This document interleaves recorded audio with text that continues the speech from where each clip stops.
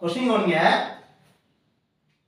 A train traveling at 70 km per hour crosses another train traveling at the same direction at 34 km per hour in 25 seconds. What is the combined length of both train in meter? அதாவது ரெண்டு ட்ரெயினோட length சேர்ந்து எவ்வளோன்னு கேட்குறாங்க. ஓகேங்களா? So ட்ரெயினோட length கொடுக்கல, அதை நம்ம எக்ஸ்னு வச்சுக்கணும். ஸோ டிஸ்டன்ஸ் கொடுத்த டிஸ்டன்ஸ் தான் தெரியணும். ஸோ டிஸ்டன்ஸ் ஃபார்முலா என்ன? Distance equal to speed into time. இதில் ஸ்பீடு பார்த்தீங்கன்னா ரெண்டு ட்ரெயினோட ஸ்பீடு கொடுத்துருக்காங்க 70 and 34. ஆனால் சேம் டைரக்ஷன் சொல்லியிருக்காங்க. எப்போவுமே சேம் டைரக்ஷன்னா மைனஸ் பண்ணணும். ஸோ 70 34 மைனஸ் பண்ணிங்கன்னா 36 வரும். இதுதான் ஸ்பீடு.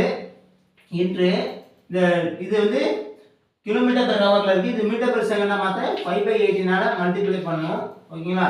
ஸ்பீடு இன்ட்டு டைம் வந்து எவ்வளோ கொடுத்துருக்காங்க? 25 செகண்ட் கொடுத்துருக்காங்க. அப்போ 25 அவ்வளோதாங்க. 118 சார், இது 218 sir. 218 sir 36, 2 5 sir 10, 10 25 sir 250. So 250 metre ரெண்டு ட்ரெயினோட ரெண்டு சேர்ந்தது 250 மீட்டர். வீடியோ பிடிச்சிருந்தா லைக் பண்ணுங்கள். தேங்க்யூ.